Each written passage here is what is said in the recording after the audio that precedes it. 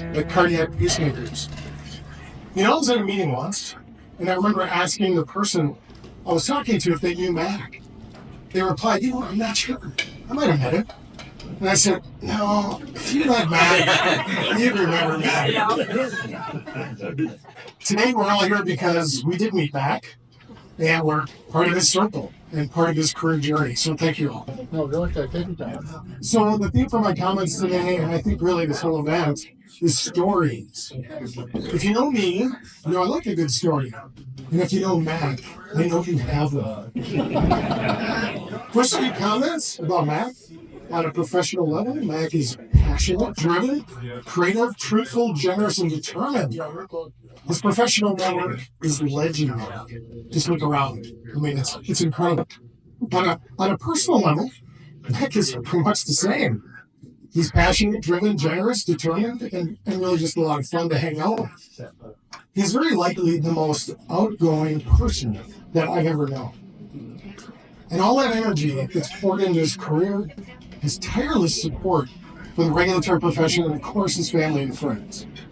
So to help understand Mac, I'm going to start with the story of a personality test that we all took at Boston Scientific.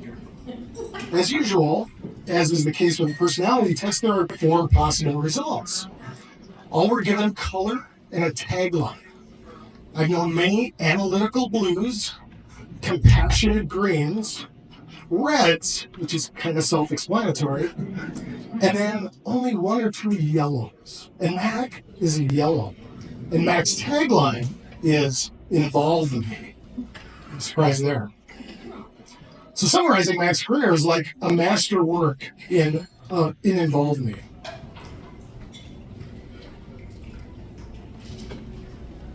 Mac's record of accomplishments in his career of pulling a rabbit out of a hat is pretty amazing. The fact that Mac seems to know just about everyone can be a huge asset when we need it. For the road isn't always smooth, and with a nod back to our CPI days, and I quote, "The bumps in the road aren't bumps, they are the road." So a great example of Mac's network, I have a story for that. So Mac approached me on rather short notice and talked me into attending a Medical Alley event, I think at the hotel at the Mall of America. I don't recall much about why there was a meeting or what we were going to do there, but I vividly recall Mac telling me there would be a bar. It was, after all, a regulatory event. So when I arrived, Mac met me at the entrance, and we immediately set out toward the bar. After a few minutes, we ran into someone Mac knew, and we had to stop and make introductions. Okay, got him going again, back toward the bar. I think we made it 5 steps. Met another person that Mac knew, so this went on and on. There were 400 people at this event. So, Mac was in his element, and I never got to the bar. All right, a good example of involving me. I have a story for that. So shortly after moving over to Boston Scientific, there was an issue involving regulatory support for sterilization. The issue was that I had just received an unsolicited and detailed assessment of what we will call less than adequate regulatory support. My computer was still smoking when a member of my team walked in and said, "There's no one on earth who could work with this individual." Well, she would remain nameless, but his initials were JB. So I picked up the phone and I called Mac, and I told him I needed a fixer who could work both internal and external stakeholders. In short, I needed Mac. He took the job, undaunted by the challenge, because, as we know, if you've worked in regulatory long enough, you've seen worse. Consent decree? So, Mac worked his magic. To make a long story short, crisis averted, problem solved. A decade later, Mac's continued involvement with sterilization culminated in the first ever master file for a new cycle, something he pioneered with his colleagues at FDA. I don't think many people, even within regulatory, grasp how big a deal that was. And it's really just another feather in Mac's already very full cap. Again, crisis averted, problem solved. It should have been on Mac's business card. A good example of averting a disaster I have one more story. So I got a call late in the day from a frantic manager at our Galway facility. The call started with, I have an urgent situation. I'm out of options. And someone suggested I call you. Apparently, some heart valves were being shipped to the U.S. and were needed urgently to support a clinical. For some unknown reason, the units were being held up in U.S. Customs. The schedule slip would, of course, be catastrophic. I cautioned that customs issues really weren't in regulatory's wheelhouse. The saying goes that whip is not a strategy, but I picked up the phone and called Mac, hoping he might have some ideas or maybe know someone. After about an hour, I was able to call that Galway manager and tell them all had been taken care of. The units had been released. A few minutes later, Mac stopped in my office, and before I could even say, how the heck did you pull that off? He said, I knew someone. Who knew so? And I used the light bulb. Now, knowing someone is one thing, but getting action out of the U.S. government like that takes more than having a phone number. It turns out that Mac had just come back from a conference a month earlier, and over what I'll characterize for the record as a few drinks, had made the connection that had just saved BSC big time. Crisis averted, problem solved. That doesn't happen unless the person on the other end of the line knows you and respects you. There are many more stories. You're probably going to hear more today. Some of them are best untold, maybe the ones having to do with audits. I can't say that the folks are few and far between who have the local FDA inspector's private mobile number programmed into their phone. If you know, or are pretty sure Mac has your mobile number, raise your hand. Yeah, exactly. So it's hard to single out just one of Mac's achievements, but I'm going to go with the fact that Mac was bestowed with the designation of Regulatory Affairs Professional Society Fellow. That is a rare honor. An excerpt from the selection criteria speaks for itself. I quote, the RAPS Fellows Program annually bestows an honorary recognition upon exceptional leaders making noteworthy and sustained contributions of leadership to the organizations, RAPS, and the regulatory profession. Those who are named RAPS Fellows are committed to contributing continued leadership and service to the global regulatory community. RAPS Fellows are the masters of their profession who thrive on building and sharing regulatory knowledge that shapes the profession's future.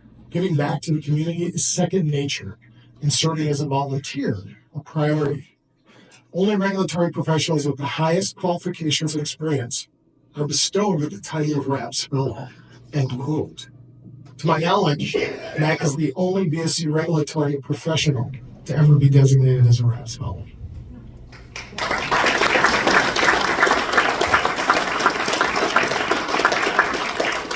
Okay, I'm going to wrap up with just a couple of quotes. The first one is from the late cardiac pacemaker president, Jay Graff. Jay was a tremendous leader, and he was fond of saying that without making colored sugar water. I believe Jay meant that working in medtech is both a privilege and a responsibility, that the work being done is important. What an incredible legacy to know your work has touched the lives of tens or even hundreds of thousands of patients. Looking back on your career, Mac, it was time well spent. The second quote is from a celebrated author on leadership, John C. Maxwell. We were created for meaningful work, and one of life's great pleasures is the satisfaction of a job well done. On that note, well done, Mac.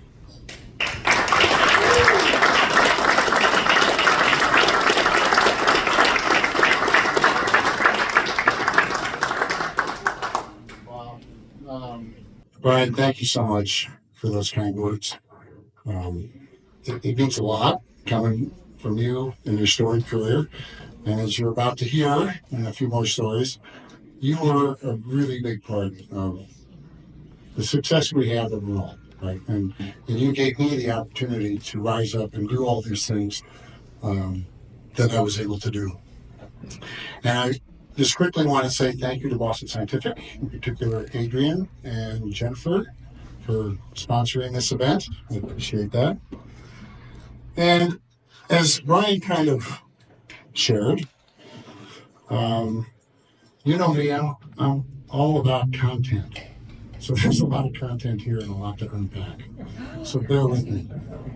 I got this down to 7 minutes, but I'll break for applause and laughter. Okay, so feel free. So I plan hundreds of conferences and meetings, as you can see from the display. As a regulatory geek, I could not resist preparing a patient information card that you all have. Sorry about the number 3 font, but it would have been 3 times more than FedEx to maybe should have done the reader's edition. And some people would describe me as a high communicator. There's probably other words for that. But don't mistake that, because that really means I got a lot to share. Trust me, that energy is fueled by my passion for the industry, for the profession that we're in, regulatory affairs, for the company I work for, Boston Scientific, and the patients we serve. As I reflect on my adventures in the industry, I'm truly amazed by what is possible that people in this room can do. I put together the storyboard that you can see, and in true corporate fashion, I got 2 work streams. So many PMs in here, be proud. Right? So we got the industry piece and the education piece. The course I teach at the U of M, I teach a graduate course in this total product life cycle. I have about 10 models I teach, so I'm a big fan of storyboards and models. I did my best to contribute to industry and education and move the needle and our community forward. The education and advocate work that I've done for 25 of these 35 years was made possible by the support of all the companies I work for, and most notably Boston Scientific. I've accomplished most of this while at Boston Scientific, and for that, I appreciate it. As you can see from the pile of badges and lanyards over there, I stopped counting at 250, but certainly I've attended well over 200 programs in the last 13 years, and involved in many capacities, whether a program chair, planning committee, presenter, or simply an attendee. That's about 1 a month by my math. So I was traveling a bit, and Brian was paying the bill, so I appreciate that. My energy and ambition for this was an extension of the BSC culture, and I'm looking at Joe Fitz over there, right? To show up, be involved in the process, and influence the outcome. I would like to think that I did just that and raised BSC's profile as a stakeholder in this process. Thank you, BSC, and Brian in particular, for providing me that opportunity to participate. I am grateful and blessed to have worked in this industry for 35 years and had the good fortune of living in the same house I built in Woodbury, Minnesota 35 years ago. And the beauty of our medical alley community here in Minnesota, thank you, Shay, is that you can do that. You can work for multiple companies, keep the talent here, and not move. And even the teaching that I do at the University of Minnesota, I'm trying to fill our talent pipeline for future leaders and engineers to help continue to grow this industry and keep it here. My entire career has been working on Class 3 PMA products above the belt in the cardiology space. That's a joke from my friends in urology. It's like med-tech humor. I'm a little off script here, right? So whether it's cardiac or urology, things you got to keep moving. Because if it stops moving, you got a problem, right? Quicker here than there. Anyway, it's all about rolling along. So, it's a dad joke. I got a few of those. 20 years in electrical, 15 years on the plumbing side. For that, I'm thankful, as the challenge and opportunities that comes with working on these products, as many of you know, is remarkable. It's just no end to the challenges, opportunities, some of the stories, and finding new pathways. And again, the advocacy work we do with Medical Alley and just showing up. You know, Fixer and showing up, right? What do they say? 90% of life is showing up. Well, I'm that guy. And I mean that in a good way. I hope you all feel the same. So, while you're probably looking at the PowerPoint, not me, this is not death by PowerPoint, but it's a little bit like a timeshare presentation, okay? So you're going to listen to my spiel, right? Then you play golf and finish off the apps. But understand, you just hang in there because you're going to hear from much more interesting people than me in just a few minutes. At this point, I want to introduce some very special guests that we have here with us today. Mr. and Mrs. Manny Villafana. Back here in the back. There's Mr. Villafana. There's Elizabeth. There's Stan, Elizabeth. Okay. I think we all know about Manny. He's like every third slide here. You should have came to know him. Okay.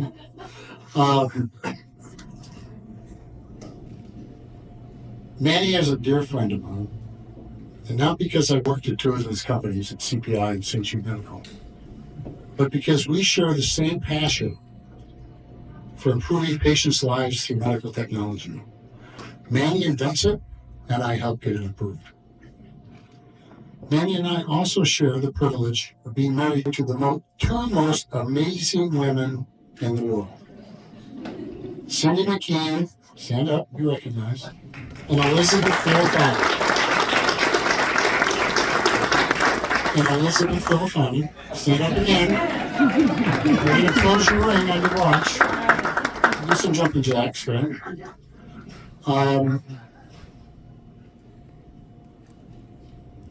So thank you for recognizing them and the tireless support of Manny's and my antics, right? It's probably not easy to be married to guys like us.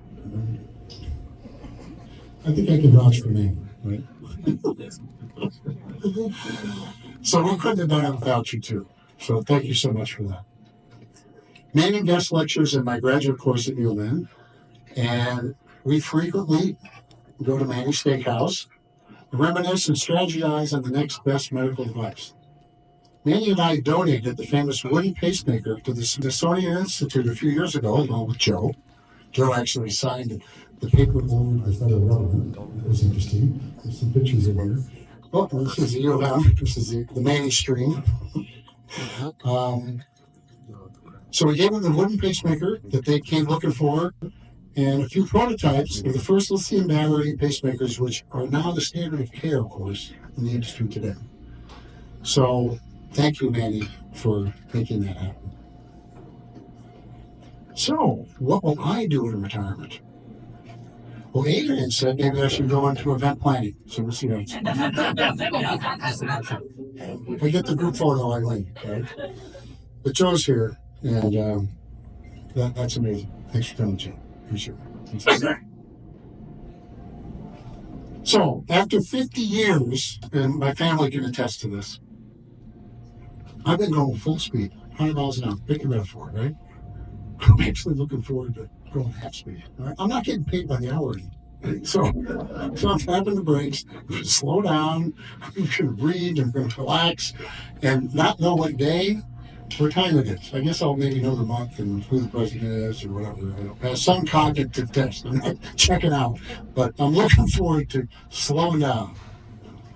I met the perfect partner in Cindy McKeen. She's my best friend.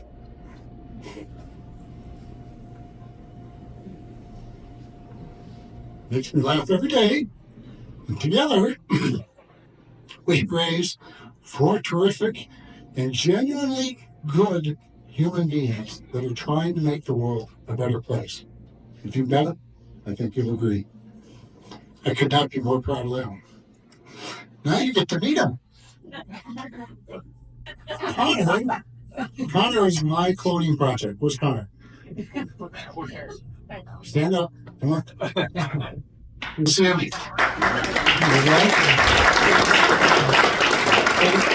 There'll be a picture of me and him in the football uniform on the guy. Megan is Cindy's cloning project. Did the best for last year. We've got Katie. There's your Katie.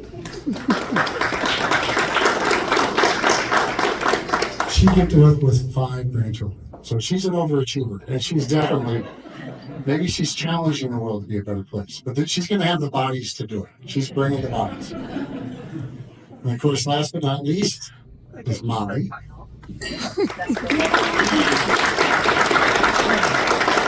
And what I have to say about the last two is you're the best of both of us, right? So that's my beautiful family.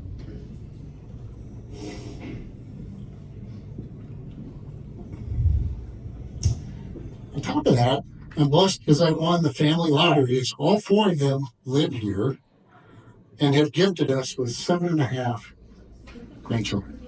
So Connor, wife Christine, is expecting. So we're going to have 8 come October. And they all live within a mile of my house. It's remarkable. I'm in the 1% club. We want to talk about money. The fact in today's world that they're all here is a testament to the community, Minnesota, quality of life, education, healthcare. We check all the boxes, folks. I'm not telling you, trying to dictate to you, but this is, all of us could. I get calls all the time in my pride. Not my pride. I'll come to New Jersey, come to California. Joe made a few moves, right? I decided to stay here for my family, right?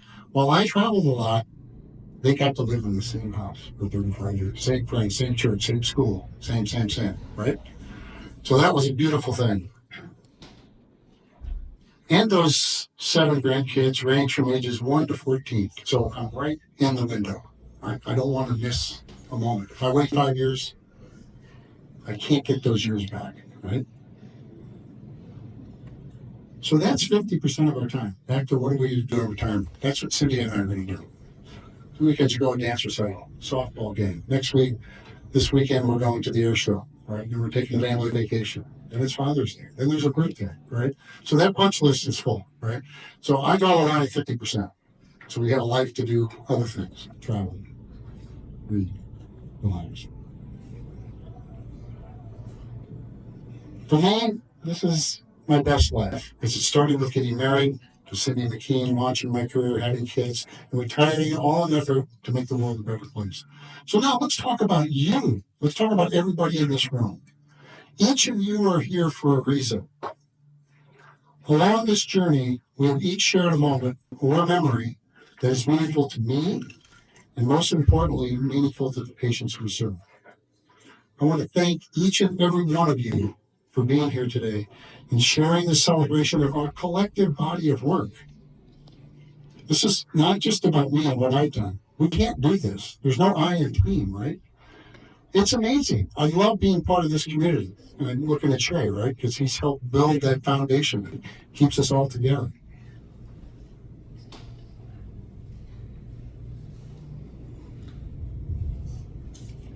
You might pick up on a theme here tonight. Patience. That's right, patience. This includes the ones we know and love, friends and family, and the ones we will never meet. And ultimately, even ourselves as we grow old and look to extend and improve our own quality of life. In fact, my brother-in-law has a Boston Scientific ICD, and it saved his life last year. He went into sudden cardiac arrest and it converted. So we've been doing this. We do this every day, 100 times a day, and I'm looking at Manny, right? He's done it millions of times, right? Saving and extending lives. But I didn't need that validation for the work we've done in this industry and the work that I do. But that's a bonus that my brother-in-law is still with us. Never lose sight of the importance of the value of the work we do in that pursuit of excellence. The ultimate example of this, again, is Manny and his relentless efforts to advance medical technology to improve patients' lives. So thank you, Matt. I'd like to thank and recognize a few people in my life in a particular order. Cindy McKeen, my lovely children, Novak, and Manny Villafana. But don't feel left out because this is still about you. My top 10 list is actually a top 50 list, but it includes everybody in the room. Must be present to win. Okay, here we come. Now, let's hear from some other folks, because you've heard enough from me over 35 years, right? I don't know that I'll be silenced, but I'm wrapping this one up, right? It's kind of like a wedding. First, you'll hear from my dad, Manny Villafana. Then you'll hear from my best man, Shay, Mandle. And then you'll hear from my ring bearer, Tony Scott from the University of Minnesota. So with that, Manny, I'm going to invite you up.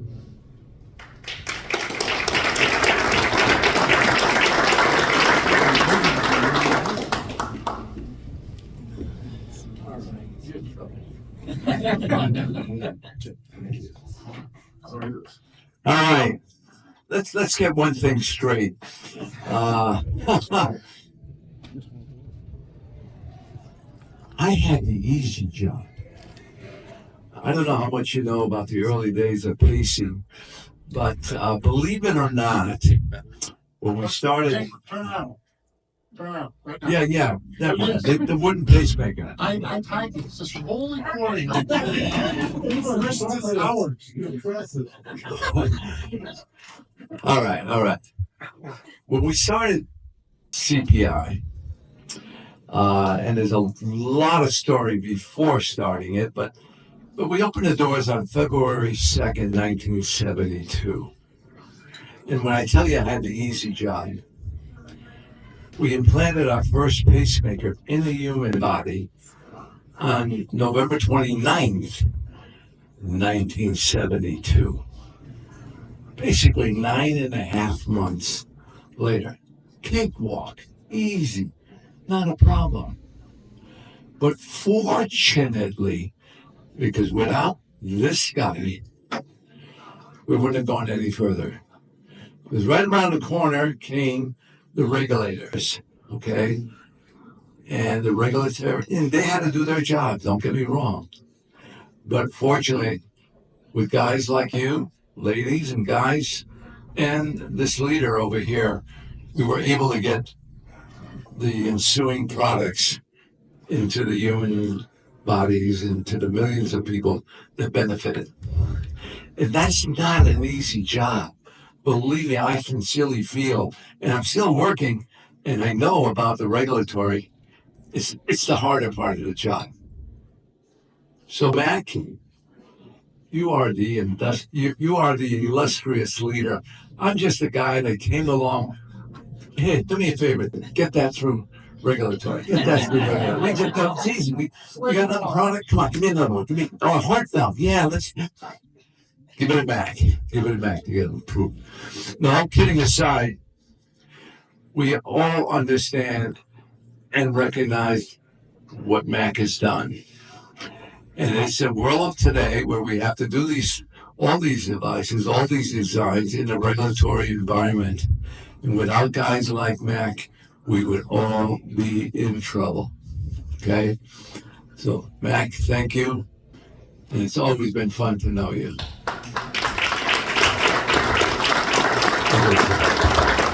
Thanks, Dad. Appreciate that. So, next up, Shay, Manny.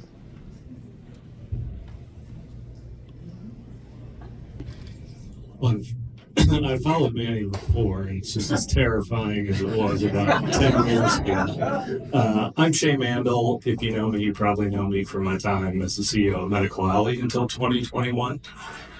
But there's better stories, and no, but I'm not a funny guy, so buckle in for probably heartfelt. Max had a lot of titles, right? Professor, fellow, but for me, Mac was kind of my Minnesota mentor, and now I just consider him a friend. So I came to Minnesota in 2011 and joined a community that I will admit I was ignorant of and needed to learn a lot. And Mac had been running regulatory programs for Medical Alley and Life Science Alley, which, by the way, it probably went back to Medical Alley. I'll take credit for that. But so when I met Mac, I joined Life Science Alley in 2011. He ran our regulatory programs, which he did for 20 years.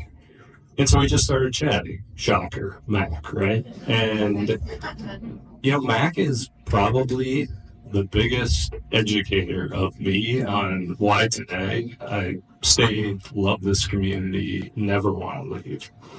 And so when I was the CEO at Medical Alley in 2016, Mac was the very first recipient of the Spirit of the Alley Award. We created the award in 2016. What Mac probably doesn't know is we actually created the award for him. Others get it, but Mac was the inspiration. I had watched him and seen just the commitment to the community, what a great guy he was. And so we started talking in the office about making sure we were recognizing people in this community who are making a difference every day, not just with patients, but with students, and really moving the community forward. And so we did. We created the Spirit of the Alley Award for Mac, and he was the first recipient. I could say great things about him forever. I still love to get together and get a beer with him. I'm excited he'll have more time because I'm working remotely and I'm looking for an occasional golf game in the afternoon.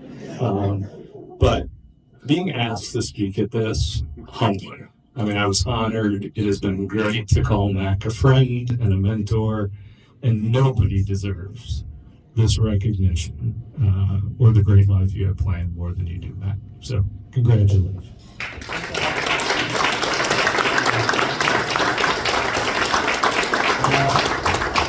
I'm kind of, yeah. No, thanks for that, Shay. It's all comers, right? I mean, I knew it's kind of first impressions, right?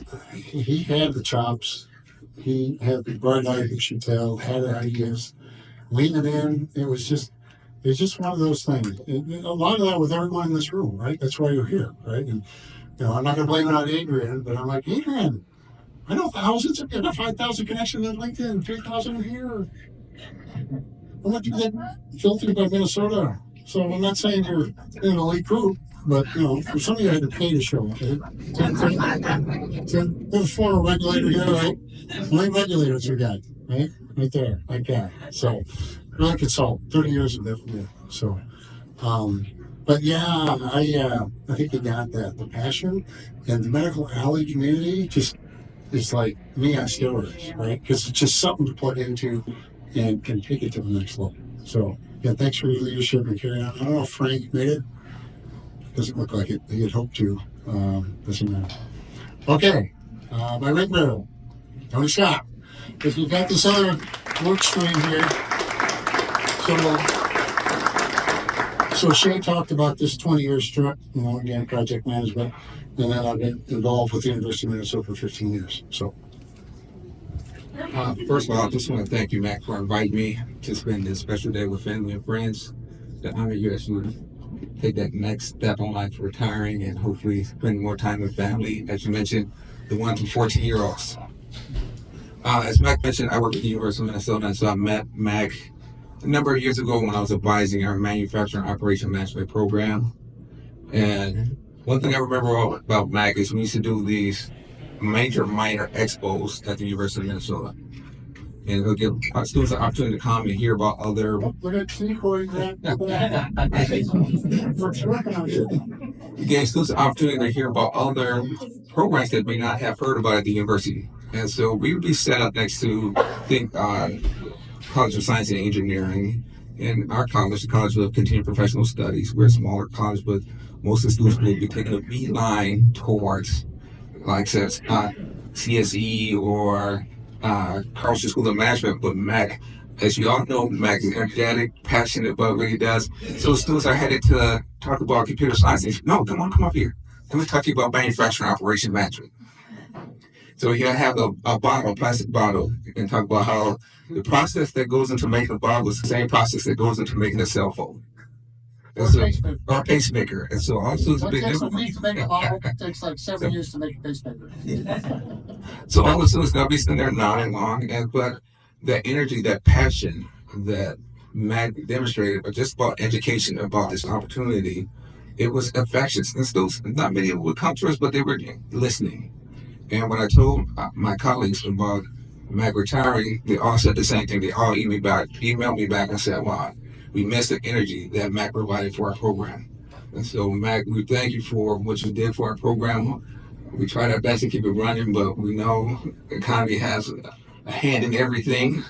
But it was a pleasure having you involved with our program, and I know our students are better for the opportunity that you provided for them in our program. So thank you.